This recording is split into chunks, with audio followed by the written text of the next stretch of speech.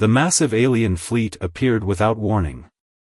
300 warships emerged from hyperspace, their dark hulls blocking out the stars as they positioned themselves around Earth's orbital defense platforms. Their arrival marked the end of 6 months of failed diplomatic talks between humanity and the Dominion. Admiral James stood at the command center of Earth Defense Station Alpha, his weathered face illuminated by the holographic displays showing the enemy formation. 30 years of military service had prepared him for many things, but not for this moment. The Dominion, an empire spanning hundreds of worlds, had demanded Earth's unconditional surrender and submission to their rule. "They're broadcasting again, sir," Lieutenant Mark reported from his communication station. "Same message as before." The Admiral nodded grimly. For 3 days straight, the Dominion had repeated their demands: submit or be destroyed. They believed their technological superiority and overwhelming numbers would force humanity to kneel without a fight. "Put it through," James ordered, wanting to hear it one final time before executing humanity's response. The alien voice filled the command center, its artificial translation carrying the same arrogant tone as always. "This is High Commander of the Dominion Fleet. Your species has been deemed too dangerous to remain independent. Submit to Dominion rule immediately. This is your final warning.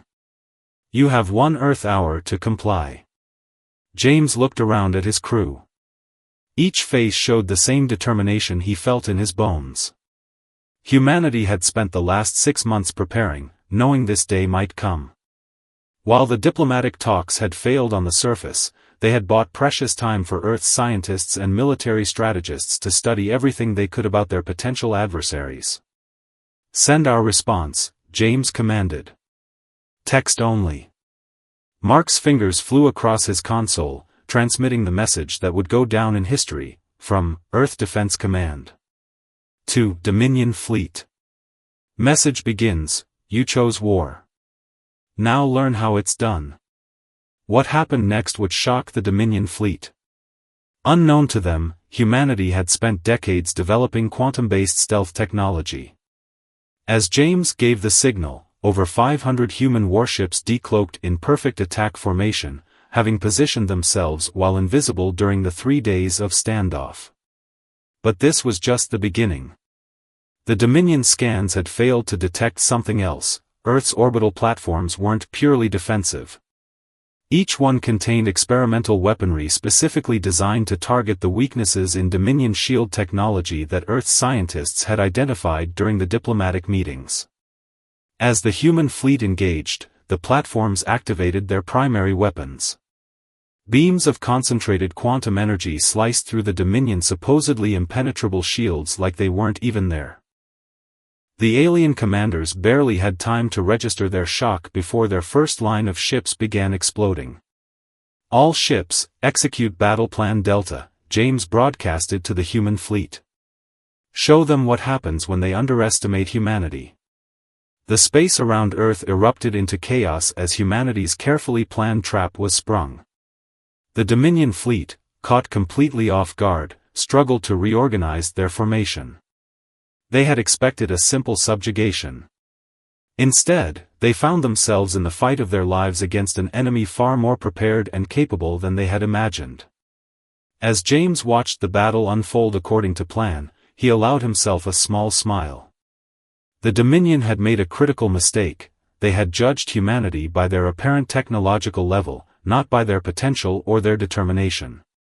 They were about to learn a very expensive lesson about the human capacity for innovation when backed into a corner. This was just the first phase of humanity's response. The real surprises were yet to come, and the Dominion would soon learn why threatening Earth had been the biggest mistake in their empire's history. The battle for Earth had begun, and humanity was ready to show the galaxy exactly what they were capable of when pushed too far. The space around Earth blazed with weapons fire as the battle entered its second phase. The Dominion fleet's initial shock at humanity's ambush had worn off, and now they were responding with the full might of their remaining warships. But Admiral James knew something they didn't: humanity's first strike had been just one piece of a much larger puzzle. "Enemy fleet is regrouping," "Sir," Lieutenant Mark reported, his eyes fixed on the tactical display. "They're forming a defensive sphere. Looks like they're preparing for a mass counterattack." James nodded, watching as the alien ships clustered together. It was exactly what Earth's military strategists had predicted they would do. The Dominion's military doctrine always defaulted to overwhelming force when challenged. Their pride wouldn't let them retreat, even after losing a third of their fleet in the initial assault. "Send the signal to Luna Base," James ordered. "Tell them it's time for Operation Thunderstrike." Deep beneath the surface of Earth's moon, in bunkers that had been hidden from the Dominion's scans, thousands of rail-launched missiles waited. These weren't ordinary weapons, each one carried a prototype quantum warhead designed to create localized spacetime distortions. The technology was experimental and dangerous, but humanity had known they would need every advantage they could get. The surface of the moon seemed to erupt as launch bays hidden under the lunar regolith opened up. Streams of missiles burst forth, their paths carefully calculated to exploit gaps in the Dominion's sensor coverage. By the time the alien fleet detected the incoming barrage, it was too late to scatter from their tight formation. "Impact in 5 seconds, Mark announced. 4, 3, 2, 1. The space around the Dominion fleet warped and twisted as the quantum warheads detonated. Ships caught in the distortion fields were torn apart as space itself briefly folded and unfolded around them. Those on the edges of the effect found their shield systems completely overloaded, leaving them vulnerable to conventional fire from Earth's fleet. But even as another quarter of the Dominion force was destroyed or disabled, James knew the real test was about to begin. The enemy's remaining ships were now under the command of their elite veterans, officers who had survived countless battles across the galaxy. These weren't the arrogant commanders who had started the fight, these were hardened warriors who would use every trick and tactic at their disposal. "Sir, we're detecting power spikes across the enemy fleet," a sensor officer called out. "They're charging their main guns. Energy readings are off the charts." James had been waiting for this moment. The Dominion's most powerful weapons were their planet-killer beams, capable of piercing through a world's crust and destabilizing its core. It was their ultimate trump card, and James had known they would use it once they realized they might actually lose this fight.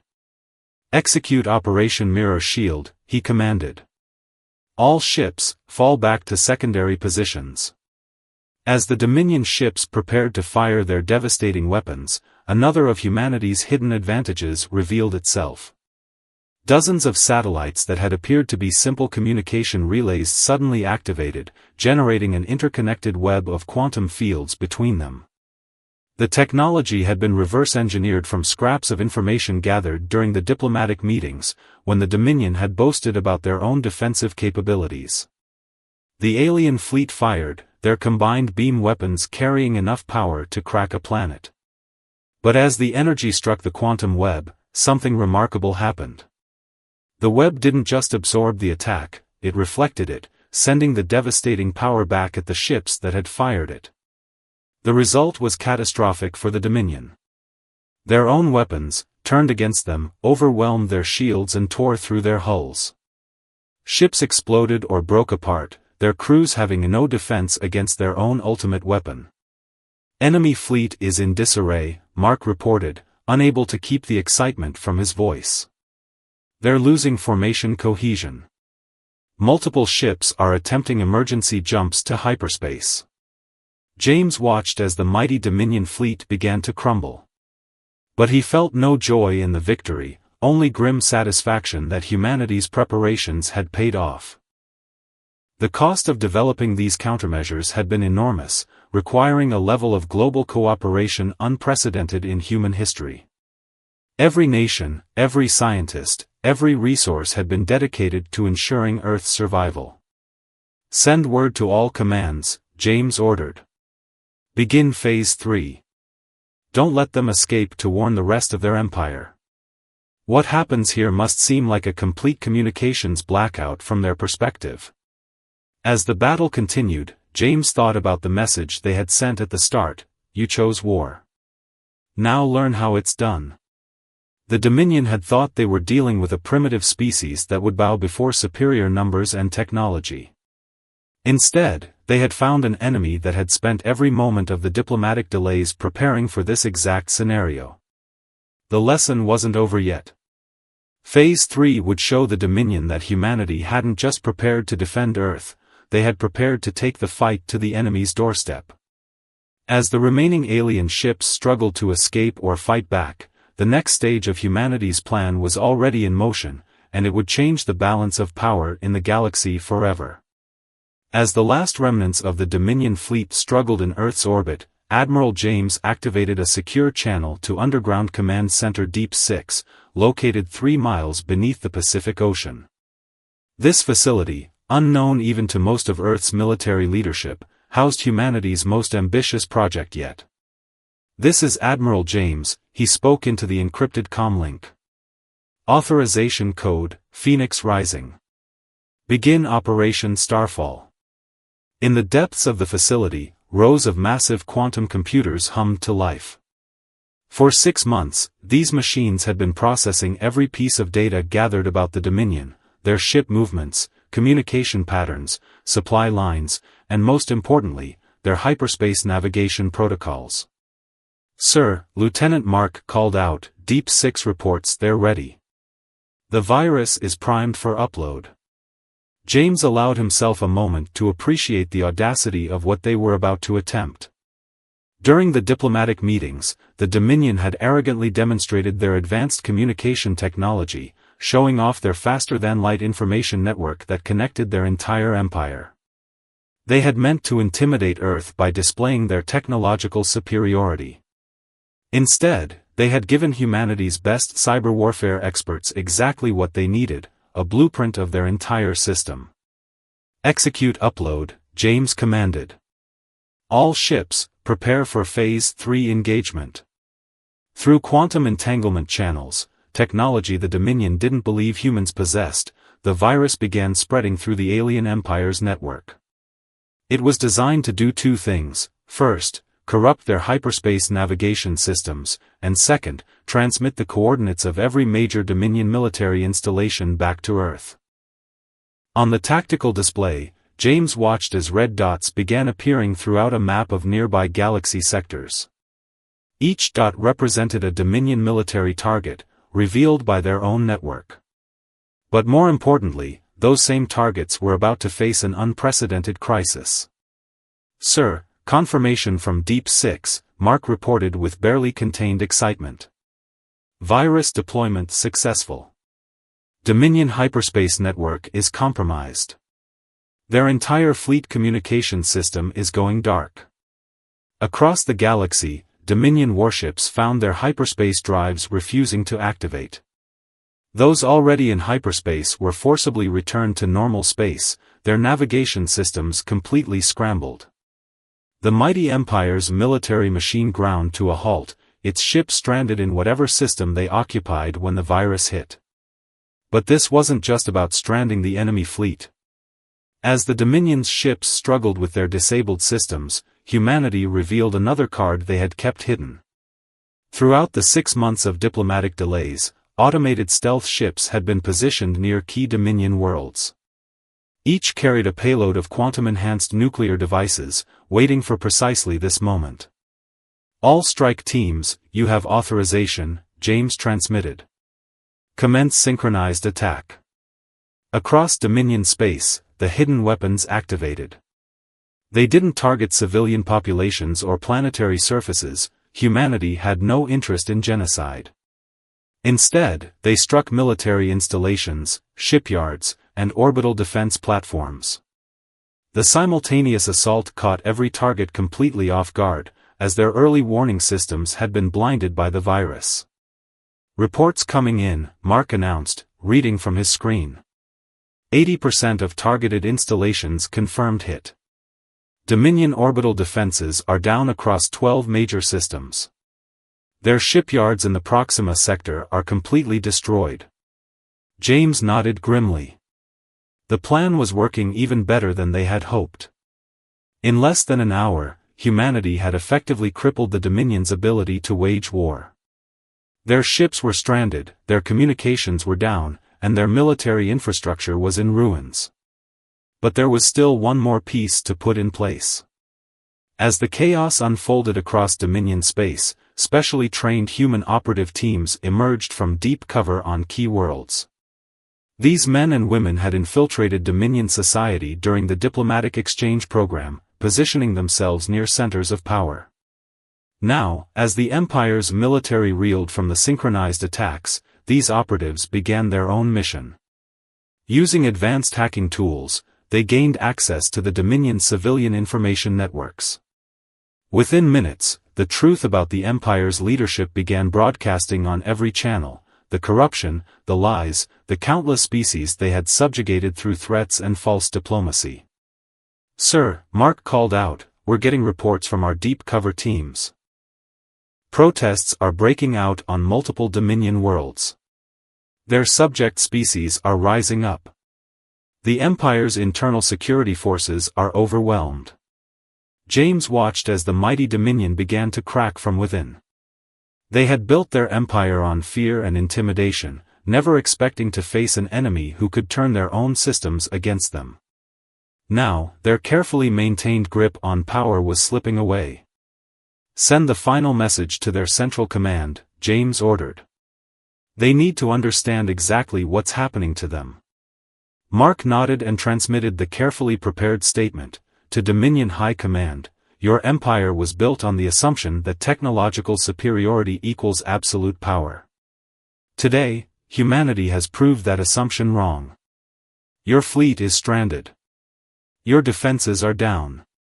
Your secrets are exposed. This is the cost of choosing war with humanity. Surrender now, or watch your empire tear itself apart." As the message was sent, James turned his attention to the next phase of the operation. Humanity had no intention of becoming a conquering empire like the Dominion. Instead, they had a different plan, one that would reshape the power structure of the galaxy forever. The war wasn't over, but its outcome was no longer in doubt.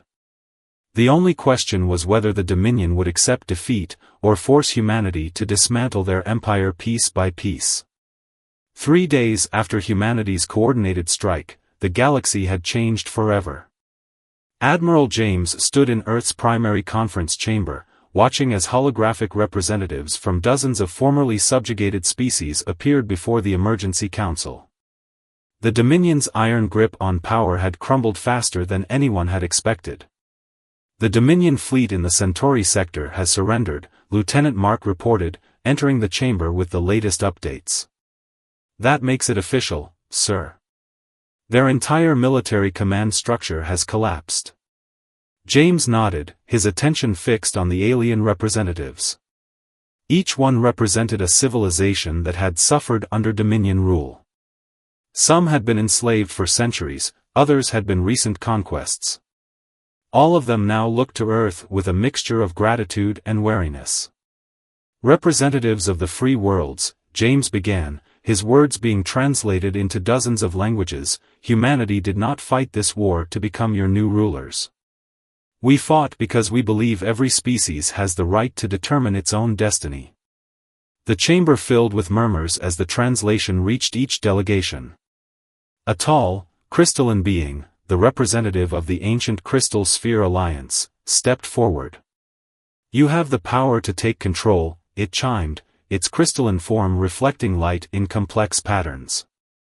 "Your technology, your strategies, you could rule the galaxy more effectively than the Dominion ever did. Why choose a different path?" James smiled.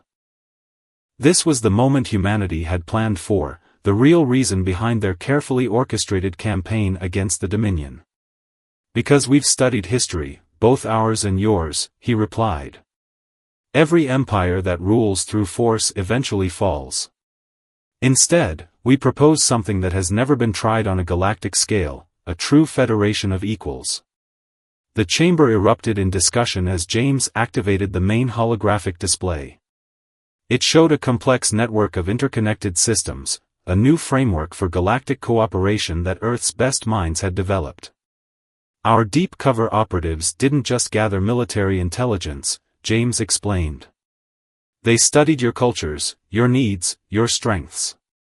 We believe that together, we can build something greater than any empire. The plan was ambitious. Each species would maintain its independence, but would be part of a mutual defense and trade alliance. The advanced technology that humanity had developed to fight the Dominion would be shared with all members. But more importantly, the knowledge and unique abilities of each species would be combined to create something unprecedented. We've already begun, James continued. The quantum communication network we used to defeat the Dominion has been reprogrammed. It now connects all your worlds, allowing instant communication and cooperation. But unlike the Dominion's version, no single species controls it. He gestured to a group of human scientists who had entered the chamber. They carried devices that looked deceptively simple, quantum terminals that would give each species access to a shared database of knowledge and technology. These are the tools to rebuild, one of the scientists explained. But how you use them is up to you. We're not here to tell you what to do with your freedom. We're here to ensure you have the means to protect it. The representatives began asking questions, their initial wariness giving way to cautious optimism.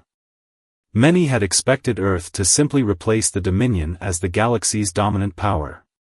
Instead, humanity was offering them something they had never had before, true independence backed by shared strength.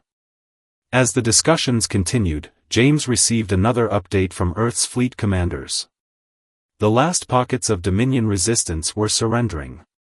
Their leaders, faced with uprisings on their own core worlds, had finally accepted the inevitable.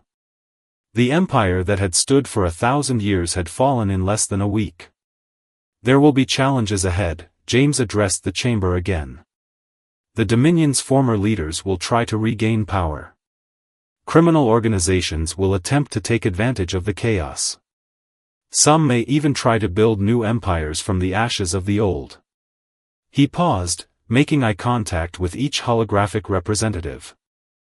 But if we stand together, if we use our combined strength and wisdom, we can create a galaxy where no species needs to fear enslavement or extinction.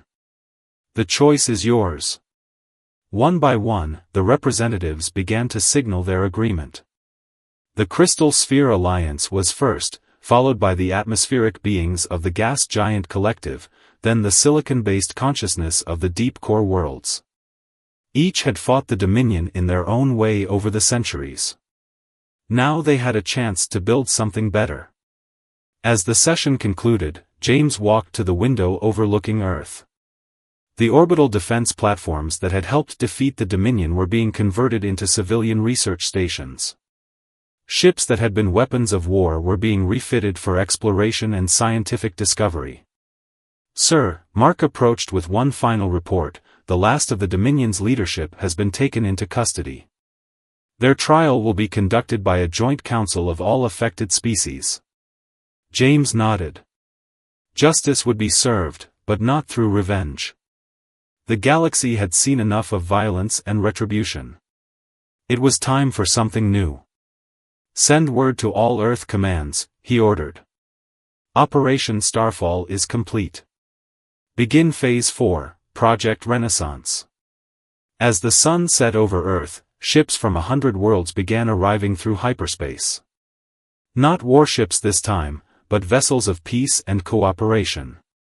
The galaxy was entering a new age, and humanity had ensured it would be one of unity rather than dominion. The war was over. The real work was about to begin. 1 year after the fall of the Dominion, the galaxy had transformed in ways that even humanity's most optimistic planners hadn't imagined. Admiral James stood on the observation deck of Harmony Station, a massive space facility built at the neutral point between major member worlds of the new Galactic Federation. The station itself was a testament to what could be achieved through cooperation. Its quantum cores were built by human engineers, its living sections designed by the atmospheric architects of the Gas Giant Collective, its defense systems created by former Dominion weapons scientists who had chosen to help build a better future. Admiral, Lieutenant Mark approached, now serving as Chief Coordinator for Interspecies Relations. The first graduating class is ready. James followed Mark to the station's central amphitheater. Inside, thousands of beings from hundreds of species filled the chamber. They were the first graduates of the Federation Academy, an institution dedicated to sharing knowledge and technology between all member worlds. When we sent our message to the Dominion 1 year ago, James began his address, we told them to learn how war is done. But our real victory wasn't in winning the war, it was in winning the peace that followed. The chamber was silent as translation devices carried his words to every attendee. Among the graduates were former Dominion military officers, who had chosen to embrace the new way. They sat alongside species their empire had once enslaved, all wearing the same Federation insignia. The Dominion believed that power came from forcing others to submit, James continued. They couldn't understand that true strength comes from working together. Look around you. Every being in this room carries knowledge that makes our Federation stronger. He gestured to various graduates as he spoke.